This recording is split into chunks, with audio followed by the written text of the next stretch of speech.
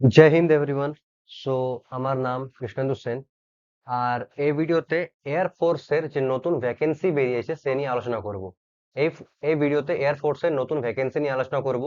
তুমি যদি আর্টসের স্টুডেন্ট হয়ে থাকো অথবা সায়েন্সের স্টুডেন্ট হয়ে থাকো, 12 পাস, ঠিক আছে, তো তুমি এই ফর্মটি অ্যাপ্লাই করতে পারবে যদি তোমার বয়স, যে গিভেন ডেট অফ বার্থ দেওয়া আছে, ডেটস দেওয়া আছে, সেগুলোর মধ্যে যদি থাকে তো তুমি অবশ্যই এটাকে অ্যাপ্লাই করতে পারবে।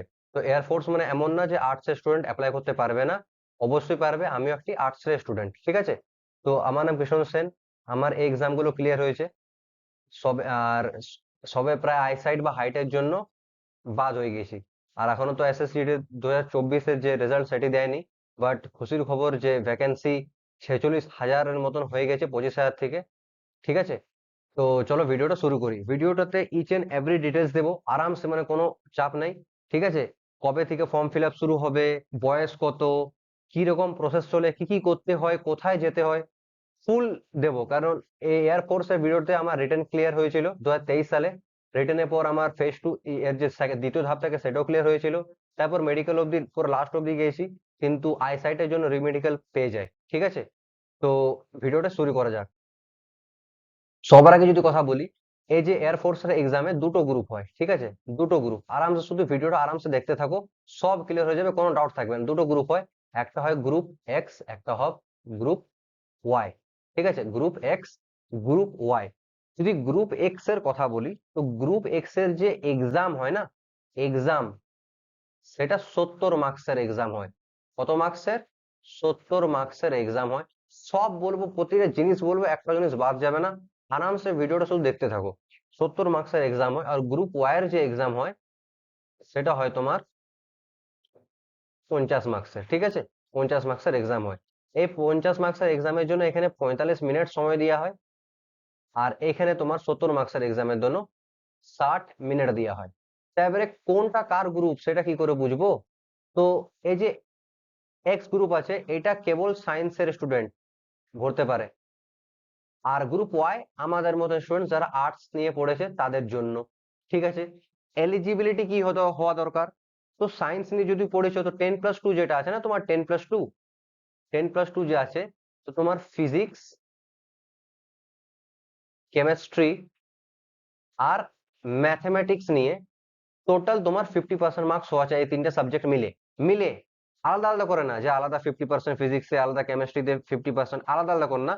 তিনটা মিলে তোমার যা মার্কস হচ্ছে সে তার মধ্যে 50% মার্কস হওয়া চাই। আর ইংলিশে, ইংলিশ তো থাকবেই, তুমি সে আর্টস নিয়ে পড়ো বা কমার্স নিয়ে পড়ো বা সায়েন্স নিয়ে পড়ো, ইংলিশে কিন্তু পার্সোনালি 50% মার্কস হওয়া দরকার, ঠিক আছে। সেরকম আর্টস এর যদি কথা বলা হয়, তো 12-এ 10+2 মানে 12-এ তোমার মার্কস, ওভারঅল মার্কস 50% হওয়া দরকার। যেমন যারা আমাদের ওয়েস্ট বেঙ্গলের ক্যান্ডিডেট, 500 নম্বরের পরীক্ষা হয়, তো 250 নম্বর হওয়া যায় 50%। আর ইংলিশের মধ্যে 50% আলাদা হওয়া চাই, ইংলিশের মধ্যে 50% পার্সোনালি হওয়া চাই। মানে তোমার যদি এমনি হয় যে তোমার 500-র মধ্যে 420 নম্বর আছে, বাট ইংলিশে তোমার 49 আছে, 50% মার্কস নেই, কারণ 100 নম্বর পরীক্ষা, তো তুমি বাদ পড়ে যাবে, ঠিক আছে। তো তোমার ইংলিশে পার্সোনালি 50% মার্কস হওয়া চাই, আর ওভারঅল মার্কস 50 নম্বর হওয়া চাই। তো এইটা হলো এলিজিবিলিটি। হাইট নিয়ে বলে দিই, তাহলে জিনিসটা ক্লিয়ার হয়ে যাবে, ঠিক আছে। 1 মিনিট। হাইট নিয়ে যদি বলি, তো মেল ক্যান্ডিডেটের জন্য যে হাইট লাগে সেটা লাগে 152.5 সেন্টিমিটার, জাস্ট এত কম, ঠিক আছে। আর ফিমেলের জন্য যেটা হাইট লাগে সেটাকে, সেটা লাগে 152 সেন্টিমিটার, ক্লিয়ার। এবারে এবারে তোমাদের মধ্যে যারা, যাদের এডুকেশনাল কোয়ালিফিকেশন ম্যাচ খেয়ে গেল আর হাইট ম্যাচ খেয়ে গেল, এবারে আমি ডেট অফ বার্থ বলবো, যদি ওইটাও ম্যাচ খেয়ে যায় আর তোমরা যদি ইন্টারেস্টেড থাকো এয়ারফোর্স এর ফর্ম ভরার জন্য, তো তোমরা ভিডিওটা কন্টিনিউ দেখতে পারো। কিন্তু যদি কারো এলিজিবিলিটি না মিলছে, তো ভিডিওটা এখানে তোমরা স্কিপ করতে পারো, কারণ বেকার দেখে কোনো লাভ নেই। হ্যাঁ, তোমাদের যদি কোনো জানাশোনা বন্ধু বান্ধবী বা ভাই বোন থাকে তো অবশ্যই তাকে দেখাতে পারো, ঠিক আছে। এবার যদি বয়সের কথা বলি, তো এবার যে ভ্যাকেন্সিটা বেরিয়েছে, ঠিক আছে, এর বয়সের কথা বলে দিচ্ছি, এটা একটা পেজে করছি, ঠিক আছে, কিন্তু বুঝতে কোনো অসুবিধা হবে না। যদি বয়সের কথা বলি, তো ডেট অফ বার্থ তোমার যদি 3 জুলাই 2004-এ আর 3 জানুয়ারি 2008 অব্দি তোমার যদি ডেট অফ বার্থ আছে, তাহলে তুমি অ্যাপ্লাই করতে পারবে, ক্লিয়ার। 3 জুলাই 2004 থেকে 3 জানুয়ারি 2008 অব্দি তোমার যদি ডেট অফ বার্থ আছে, তোমার যদি জন্ম হয়েছে এই দুটো ডেটস এর মাঝে বা এই দুটো ডেটসে, তাহলে তুমি অ্যাপ্লাই করতে পারবে। যদি কোনো ক্যান্ডিডেট 3 জুলাই 2004 জন্ম হয়েছে, সেও অ্যাপ্লাই করতে পারবে। যদি কোনো ক্যান্ডিডেট 3 জানুয়ারি 2008 জন্ম নিয়েছে, সেও অ্যাপ্লাই করতে পারবে। ঠিক আছে, সেও অ্যাপ্লাই করতে পারবে। তো 3 জুলাই 2004 থেকে 3 জানুয়ারি 2008 মধ্যে বা এই ডেটস গুলোতে যারা যারা জন্ম নিয়েছে তারা অ্যাপ্লাই করতে পারবে। তো ক্লিয়ার হয়ে গেল। এডুকেশনাল কোয়ালিফিকেশন বলে দিলাম, হাইট বলে দিলাম, বয়স হয়ে গেল। তো যাদের এই ক্রাইটেরিয়া গুলো ফুলফিল করছো, ঠিক আছে, তারা ভিডিওটা কন্টিনিউ দেখতে পারো, যারা করছো না তারা স্কিপ করতে পারো। এবারে নেক্সট যেটা আছে সেটা বলবো যে ফর্ম ফিল আপ কবে হবে। তো যদি ফর্ম ফিল আপের কথা বলি, তো ফর্ম ফিল আপ হবে 8 জুলাই থেকে। 8 জুলাই থেকে 28 জুলাই অবধি ফর্ম ফিল আপ হবে। 8 জুলাই থেকে 28 জুলাই অবধি। ঠিক আছে, আমি বলবো যে ফর্মের লাস্ট অপেক্ষা করো না। 15 জুলাই মধ্যে 15 জুলাইয়ের মধ্যে ফর্মটা অ্যাপ্লাই করে দাও। 15 জুলাইয়ের মধ্যে ফর্মটা অ্যাপ্লাই করে দাও। ঠিক আছে, 8 জুলাই থেকে শুরু হবে। আজ হচ্ছে যেমন, মানে যখন ভিডিওটা রেকর্ড করছি সেটা হচ্ছে তোমার আজ যেমন 15 জুন, ভিডিওটা 16 জুনে আপলোড হবে। ঠিক আছে, তো এটার যে ফর্ম সেটা 8 জুলাই থেকে ফিল আপ শুরু হবে 28 জুলাই অবধি। তো তোমরা 15 তারিখের মধ্যে বা 20 তারিখের মধ্যে, 20 জুলাইয়ের মধ্যে ফর্মটিকে অবশ্যই ভরে দাও। ঠিক আছে, এরপরে প্রসেসের কথা বলি, যে সিলেকশন প্রসেস, এটা তো হয়ে গেল ফর্ম ফিল আপ। এবারে সিলেকশন প্রসেসের যদি কথা বলি, সিলেকশন প্রসেস 3 ধাপে পরীক্ষা, 3 ধাপে হয়। একটা হয় তোমার রিটেন টেস্ট, একটা হয় তোমার কত নম্বরে পাস হয়ে যায়, কত নম্বরে আরামসে তোমার ক্লিয়ার আছে, সব এক্সাক্ট অ্যাজ ইট ইজ সব বলবো। ঠিক আছে, এজন্য কোনো টেনশন নেবার ব্যবস্থা নেই। রিটেন টেস্ট, এরপর হয় তোমার ফেজ 2, মানে দ্বিতীয় ধাপটাকে ফেজ 2 বলে। এটা আমি এমন না যে নিজ থেকে কোনো একটা ওয়ার্ড অ্যাড করলাম। তারপর হয় তোমার মেডিকেল টেস্ট। ঠিক আছে, রিটেন টেস্ট, ফেজ 2 আর মেডিকেল টেস্ট। রিটেন টেস্টের কথা এর আগেই বলে দিলাম যে রিটেন টেস্টে যারা এক্স গ্রুপ থেকে ভরবে, এক্স গ্রুপ থেকে যারা ভরবে তাদের 60 মার্কসের এক্সাম হয়। যারা ওয়াই গ্রুপ থেকে ভরবে তাদের 50 মার্কসের এক্সাম হয়। সরি, যারা এক্স গ্রুপ থেকে ভরবে, 1 মিনিট, যারা এক্স গ্রুপ থেকে ভরবে তাদের তোমার 70 মার্কসের এক্সাম হয়। এক্সাম প্যাটার্ন নিয়ে যদি বলি, ইংলিশ হয়, এটার জন্য আলাদা টাইম দেওয়া হয়। ঠিক আছে, ইংলিশের একটা পেপার হয় যেটা তোমার 20 মার্কসের, 20টা কোয়েশ্চেন 20 মার্কসের। তারপর হয় RAGA। এবারে বলবে এটা কি ভাই? তো রাগা একটা এক্সাম হয় 30 মার্কসের। এটা আমি ওয়াই এর জন্য বলছি। ঠিক আছে, এটা আমি ওয়াই এর জন্য বলছি, এক্স এর জন্য এর পরে বলছি। এক্স এর জন্য লেটেই বলা উচিত। ঠিক আছে, তো যাই হোক, তো ওয়াই গ্রুপ, তো প্রথমে 20 নম্বরের এক্সাম হবে তোমার ইংলিশের। তারপর রাগা সেকশন হবে 30 নম্বর। রাগা মানে কি? এখানে তোমার রিজনিং আছে, এখানে তোমার রিজনিং আছে, এখানে তোমার ম্যাথস আছে, আর এখানে তোমার জিকে আছে। জিকে বেশি আসে না, খুব জোর 6টা বা 7টা বা 8টা। ঠিক আছে, 30 নম্বর, 30টা কোয়েশ্চেনের মধ্যে খুব জোর 6, 7 বা 8 নম্বরে তোমার রিজনিং মানে জিকে আসে। তারপর বেশিরভাগ রিজনিং আর ম্যাথ। ঠিক, তো এটা হয়ে গেল ওয়াই গ্রুপে যারা পরীক্ষা দেবে, মানে যারা আর্টস এর স্টুডেন্ট, তাদেরকে শুধু একটা 20 মার্কসের ইংলিশে পেপার দিতে হবে। তারপর 30 নম্বরের এই সেকশনটা। যারা এক্স গ্রুপ থেকে পড়বে তাদেরকে এরপরে ওরাও এটা দেবে, এর সাথে ওরা 20 নম্বরের আলাদা করে ফিজিক্সের একটা পেপার দেবে। ও এটা ও আমার টেস্ট হয় না, অনলাইন পরীক্ষা হয়। ঠিক আছে, যারা এক্স গ্রুপ থেকে ভরবে তারা ইংলিশের পেপার আর রাগা সেকশন হওয়ার পর ফিজিক্সের 20 নম্বরের আলাদা করে এক্সাম দেবে, 10+2 লেভেলের এক্সাম। ঠিক আছে, এবারে যদি আমি নম্বরের কথা বলি, নম্বরের কথা আগেই বলে দিই। তো এক্স গ্রুপের যদি আমি মেল ক্যান্ডিডেট বলছি, ঠিক আছে, মেল ক্যান্ডিডেট যদি কথা বলা হয়, তো তোমার কাট অফ খুব কম যায়, কিন্তু তোমাকে তো কাট অফ ক্লিয়ার করার নেই, শুধু তোমাকে তো ফাইনাল কাট অফ দিয়ে যেতে হবে। 70-এর মধ্যে যদি কারো 40 মার্কস থাকে, বেশি না 40, ওর হয়ে যায়। আর ঠিক আছে, আর নর্মালাইজেশনও আছে, এমন না নর্মালাইজেশন নেই। ঠিক আছে, চেষ্টা করবে র মার্কস 40 তোলার, 70-এর মধ্যে 40 র মার্কস হয়ে যায়, এমন না হবে না। কেন বলছি হয়ে যায়? এই যে গ্রুপ, এখানে তো তোমার 70-এর মধ্যে, এই 50-এর মধ্যে তোমাকে 40 তুলতে হয়। আমার ছিল তোমার 41.5, না 41.6, আমার মার্কস ছিল 41.6 50-এর মধ্যে। ঠিক আছে, তো এবারে ধরো তোমার 38 এলো বা 37 এলো, তো নর্মালাইজড হয়ে ওটা 40 ক্রস করে যাবে, কিন্তু তোমাকে টার্গেট 40 রাখতে হবে। সে তুমি এক্স দাও বা ওয়াই থেকে দাও। ঠিক আছে, তোমাকে 40+ স্কোর করতেই হবে। যদি তুমি ওয়াই গ্রুপ থেকে আছো, আর্টস এর ক্ষেত্রে বলছি, ঠিক আছে, তোমার যদি 40 স্কোর হয়ে গেছে, তো তুমি নিশ্চিন্ত থাকো। এবার তুমি বুঝতে তো পারবে না, কারণ এর তোমার আনসার কি বেরোয় না, ঠিক আছে? পরীক্ষা দিয়ে ডাইরেক্ট রেজাল্ট বেরোবে। তো 40-র ওপর যদি নম্বর থাকে, তো তোমার মনে রাখবে যে তোমার ফাইনাল অবধি আরামসে হয়ে যাবে, কোনো চিন্তা নেই, ঠিক আছে? আর যেমন এর তো ফিল আপে হবে তোমার 28 জুলাই অবধি, ধরে নাও পরীক্ষা, এটার পরীক্ষা জলদি হয়ে যায়, সেপ্টেম্বর অবধি ধরো হলো, তাও সময় আছে যে তুমি ক্লিয়ার করতে পারবে, ঠিক আছে? কেন বলছি সময় আছে ক্লিয়ার করতে পারবে? জিকে কে অ্যাভয়েড করো, জিকে পড়ো না, খুব কম পড়ো, মানে অল্প জাস্ট স্ট্যাটিক পোর্শন গুলো একটু টাচ করো, ঠিক আছে? মন্দির গুলো কোথায় আছে, ন্যাশনাল পার্ক কোথায় আছে, এগুলো হালকা টাচ করো। বাকি মেইনলি ফোকাস দাও ইংলিশের ওপর আর ম্যাথস ইসের ওপর, ঠিক আছে? নিজের মধ্যে ভরসা রাখতে হবে, ভরসা না থাকলে যত সময় দেওয়া হোক কিছু হবে না, ঠিক আছে? আর আমাদের মেইনলি ওয়েস্ট বেঙ্গলের যারা প্রিপারেশন করে বেশিরভাগ ফোকাস থাকে ডাব্লিউবিপি, কেপি বা খুব জোর এসএসসি জিডি। এটা বাদ দিয়েও আরো অনেক এক্সাম আছে যেটা বেশি স্টুডেন্টকে দেওয়া উচিত।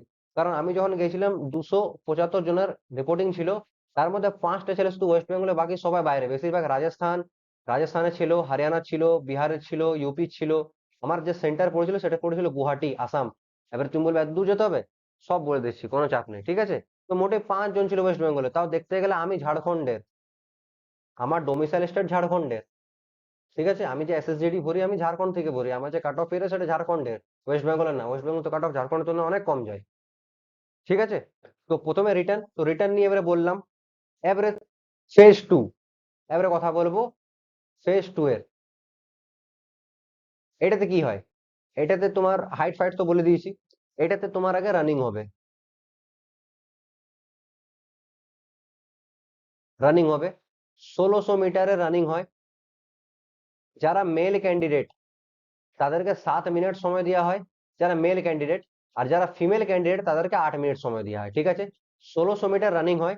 যারা মেল ক্যান্ডিডেট তাদেরকে 7 মিনিটের সময় দেওয়া হয়, আর যারা ফিমেল তাদেরকে 8 মিনিটে। আগে বলে দিচ্ছি ভাই, যারা ফর্ম ফিল আপ করবে, নর্মালি 1600 মিটার বেশিরভাগ সেন্টারে সোজা দৌড়ায়, রাস্তাতে পিচ রাস্তা থাকে, সোজা দৌড়ায়, ঠিক আছে?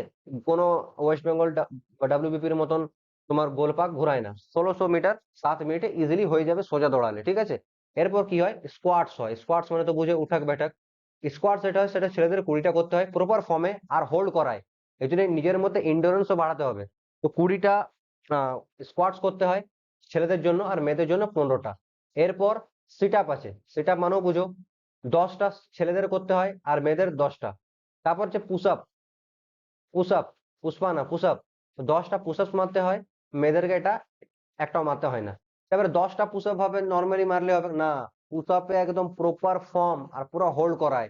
10টা যখন তোমাকে প্রতিটা পুশ আপের মাঝে 4 থেকে 5 সেকেন্ড 6 সেকেন্ড হোল্ড করাবে না, তোমার মধ্যে যদি এন্ডুরেন্স না থাকে, তুমি বুঝবে তোমার হাত কাঁপছে 4 থেকে 5টা মারার পরে, 7 8-এ তুমি ধাপ করে পড়ে যাবে। আর পোস্টার খারাপ হলেই বাদ, ঠিক আছে? তো রানিং এর পর এইসব ভাবগুলো হয়। এইগুলো হয়ে যাবার পর, এবারে মুছে দিচ্ছি এটা, এইগুলো হয়ে যাবার পর তোমার হয় জিডি।